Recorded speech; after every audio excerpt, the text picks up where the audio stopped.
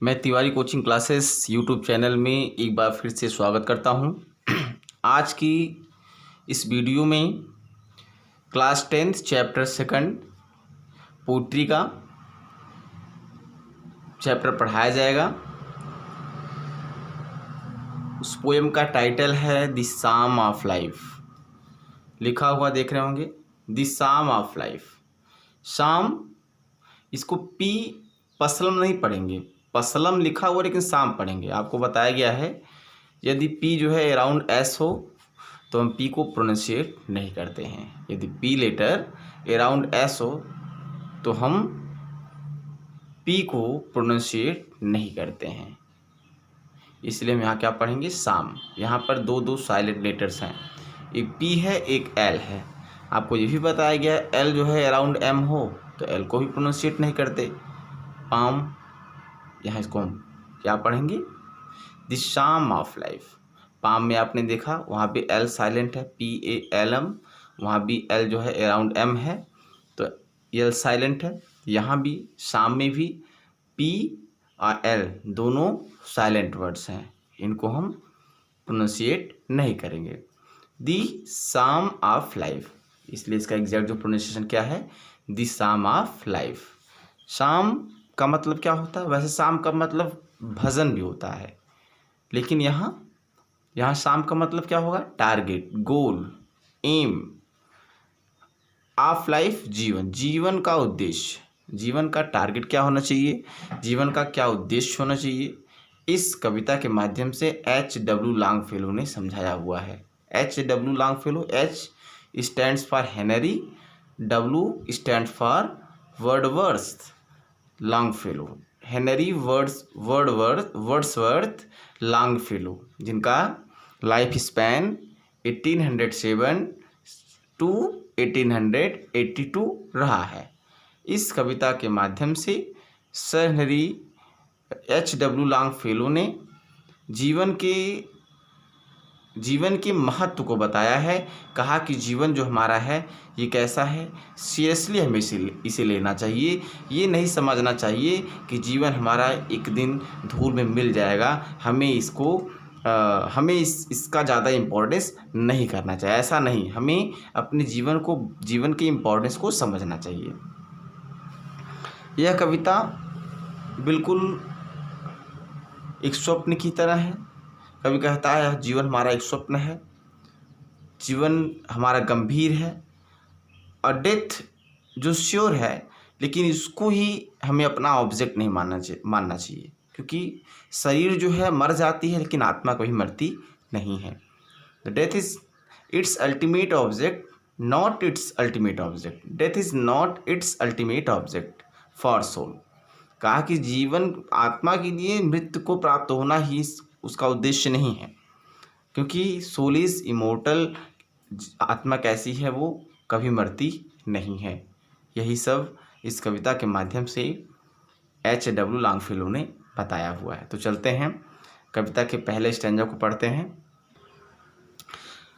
कविता के पहले स्टैंजा में कवि कहता है life is real, life is earnest and the grave is not its goal. Dust thou art to dust returnest is not spoken of the soul. यहाँ पर कवि कहता है कि लाइफ, जीवन, ये जो है रियल, वास्तविक। जीवन कैसा है, वास्तविक है।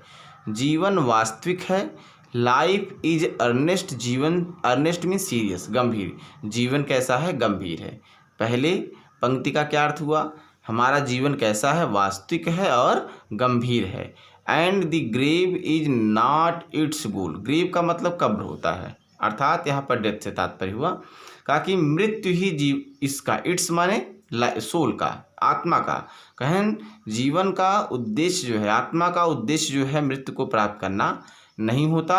डस्ट दाउ आर्ट, दाउ माने तुम, आर्ट माने हो, डस्ट माने धूल। तुम धूल हो और टू डस्ट रिटर्नेस्ट, रिटर्नेस्ट वापस आने पर धूल हो जाओगे, वापस आने पर धूल हो जाओगे। Is not spoken of the soul, कहें आत्मा के विषय में ऐसा नहीं कहा जाता है, ये शरीर के विषय में कहा जाता है। ये शरीर जो है मरने के बाद फिर से धूल में मिल जाएगी, पंचतत्व में मिल जाएगी, that is the different matter.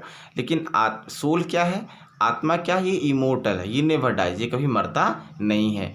कहा कि तुम धूल हो, तुम धूल में वापस मिल जाओगी, ये आत्मा के विषय में नहीं कहा जाता है। पहले स्टैंजा में कवि कहता है कि हमारा जीवन कैसा है, हमारा जीवन वास्तविक है, हमारा जीवन गंभीर है, हमारे जीवन का, हमारी आत्मा का उद्देश्य जो है मृत्यु को प्राप्त करना नहीं है। तुम धूल हो और धूल में वापस आ जाओगी, ऐसा आत्मा के विषय में नहीं कहा जाता है। ये पहले स्टैंजा में हुआ। दूसरे स्टैंजा को देखते हैं। दूसरे स्टैंजा में कवि कहता है not enjoyment and not sorrow is our destined end or way. Not enjoyment, न तो सुख, एंड नॉट सारो, न तो दुख। इज है आवर, हमारा, डिस्टाइंड, डिसाइडेड इन एडवांस, कहने का मतलब पहले से ही निर्धारित, एंड आर वे, उद्देश्य अथवा मार्ग। कहने का तात्पर्य क्या हुआ, सुख और दुख हमारे जीवन में जो आता है ये पहले से निर्धारित मार्ग अथवा उद्देश्य नहीं है। जैसा हम करते हैं वैसा हमें प्राप्त होता है। अच्छा कार्य करते हैं तो सुख मिलता है, गलत कार्य करते हैं, उद्देश्यहीन कार्य करते हैं तो हमें दुख मिलता है, हम दुख को प्राप्त हो जाते हैं।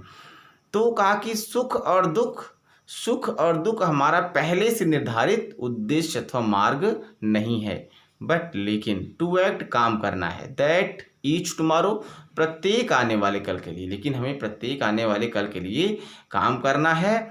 Finds us farther then today, और आज की अपेक्षा हमें कल के लिए आगे बढ़ना है। आज की अपेक्षा देन टुडे, आज के अलावा आज की अपेक्षा हमें कल के लिए भी आगे बढ़ना है।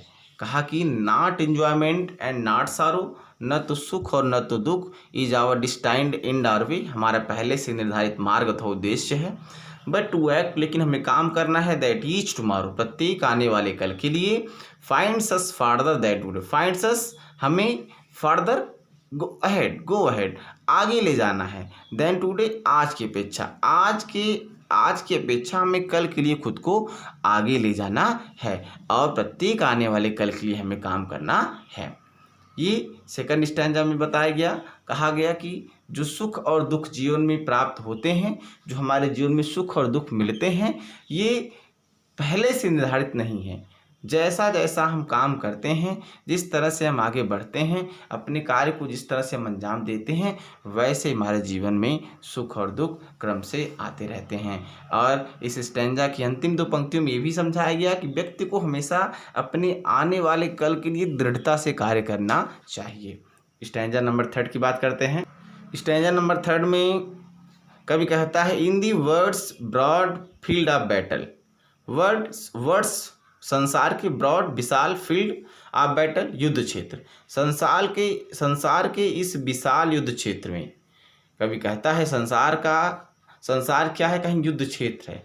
यहाँ हर व्यक्ति एक दूसरे को पीछे करने का प्रयास करता रहता है। हर व्यक्ति जो है अपने से आगे व्यक्ति को चेज करता है, उसे पीछे छोड़ने का प्रयास करता है।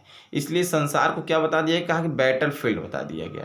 कहने ये संसार जो है ये विशाल युद्ध क्षेत्र है। ये संसार के इस विशाल युद्ध क्षेत्र में इन दी वैव्यूक ऑफ लाइफ, और जीवन को क्या बताया गया, कहा कि बिल्कुल खुला ये शिविर है, ये खुला शिविर है। वैव्यूक स्वतंत्र शिविर है। ये जीवन हमारा क्या है, खुला शिविर है। ये हैं जीवन की इस खुले शिविर में बी नॉट लाइक डम। खुला शिविर का तात्पर्य क्या हुआ, यदि आप एक्टिव नहीं हैं, यदि आप सतर्क नहीं हैं, तो कोई किसी समय आपको पीछे कर सकता है, कोई किसी समय आपको मार सकता है, कोई किसी भी समय आपको बर्बाद कर सकता है। कहने का मतलब हमें बिल्कुल इस खुले शिविर की सुरक्षा स्वयं से करनी है। हमारे ऊपर टेंट नहीं है, कोई तंबू नहीं है, तो हमें अपने जीवन की सुरक्षा जो है स्वयं से करनी है। इन दी वैव्यूक ऑफ लाइफ, जीवन के इस खुले शिविर में, कहा कि संसार के इस विशाल युद्ध क्षेत्र में और जीवन के इस खुले शिविर में सुझाव देता है यहाँ पर 3rd पंक्ति में। इस तीसरे स्टैंजा कहा कि बी नॉट लाइक डम, गूंगा मत बनो, गूंगे की तरह मत रहो, ड्राइव एंड कैटल, छूटे हुए मवेशियों की तरह मत रहो, तब कैसे रहो, be a hero in this strife, इस संघर्ष में, इस कठिन जीवन में एक नायक की तरह रहो। एक नायक की तरह। आपने कई मूवी देखा होगा, उसमें हीरो का क्या रोल होता है आपको पता है। हीरो जो होता है वो पूरी मूवी को लीड करता है और वह स्वयं के साथ साथ दूसरों को भी सेव करता है, दूसरों को भी प्रोटेक्ट करता है। तो यहाँ पर कभी कहता है हमें अपने जीवन को हीरो की तरह जीना चाहिए, नायक की तरह जीना चाहिए। कभी आपने देखा है एक हीरो आगे आगे बढ़ता रहता है, तो लीड करता रहता है, यदि पीछे से कोई आक्रमण करता है, कोई अटैक करता है, तो इतना वो एक्टिव रहता है कि उसके अटैक को बिल्कुल वो ह्यूमिलेट कर देता है, बहुत ही आसानी से उसको डिस्ट्रॉय कर देता है। क्यों? क्योंकि बहुत ही एक्टिव है। तो यहाँ पर कभी कहता है कि हमें एक्टिव रहने की आवश्यकता है, हमें हीरो बनने की आवश्यकता है, तब हमारा जीवन जो है निरंतर आगे बढ़ता रहेगा। और फोर्थ स्टैंजा में कभी क्या कहता है, let us then, let us तब हमें, देन माने तब। कहने का मतलब ये पता हो गया कि हमारा जीवन ये बिल्कुल खुला शिविर है, एक विशाल युद्ध क्षेत्र है, हमें गूंगा नहीं बनना है, मवेशी छूटे हुए मवेशियों की तरह नहीं रहना है, हमें इस संघर्ष में हीरो बन के रहना है। कहा कि लेट अस देन, तब हमें बी अप एंड डूइंग, सतर्क हो जाना चाहिए, बी अप उठ जाना चाहिए, एंड डूइंग कार्य करना चाहिए। हमें मन से कार्य करना चाहिए, विथ हार्ट, मन से, फॉर एनी फेट, भाग्य हमारा चाहे जैसा हो। अर्थात भाग्य को कोसना नहीं चाहिए। हमारा भाग्य खराब है ऐसा जान करके हमें रुकना नहीं चाहिए, हमें बैठना नहीं चाहिए। हमें किसी भी एनी फेट, किसी भी भाग्य के लिए मन से, दिल से, लगन से अपने लक्ष्य की ओर अग्रसर रहना चाहिए, निरंतर काम करना चाहिए। और स्टिल अचीविंग, यदि आपको कुछ अचीव कर रहे हैं, यदि कुछ आपको मिल रहा है, कुछ आपको प्राप्त हो रहा है, कुछ सफलताएं मिल रही हैं, स्टिल परस्यूइंग, फिर भी आप पीछा करते रहिए, अपने लक्ष्य के पीछे आप बने रहिए, अपने टारगेट को ध्यान में रख करके निरंतर आप आगे बढ़ते रहिए। लर्न टू लेबर, यदि कुछ सीखना है हमें जीवन में तो सिर्फ यही एक लर्न, सीखो, टू लेबर, कठिन परिश्रम करना, टू वर्क हार्ड, कठिन परिश्रम करना सीखिए, एंड टू वेट, और उसके परिणाम की प्रतीक्षा करना सीखिए। ये कविता जो है बहुत ही इम्पोर्टेंस है। अंतिम जो लास्ट 2 स्टैंजा थी वो मोस्ट इम्पॉर्टेंट है। इसमें अंतिम में बताया गया कि हमें यह जानना है, हम यह जानते हैं कि हमारा जीवन जो है बिल्कुल ही खुले टेंट की तरह है, और यह संसार जो है विशाल युद्ध क्षेत्र की तरह, हमें हीरो की तरह, नायक की तरह इस संसार में रहना है।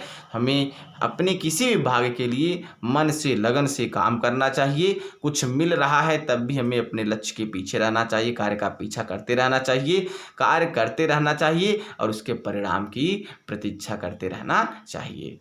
Thank you. ये आपका मोस्ट इम्पॉर्टेंट कविता था, the psalm of life, H. W. Longfellow का। आई होप कि आपको अच्छे से समझ में आया हुआ होगा। Thank you.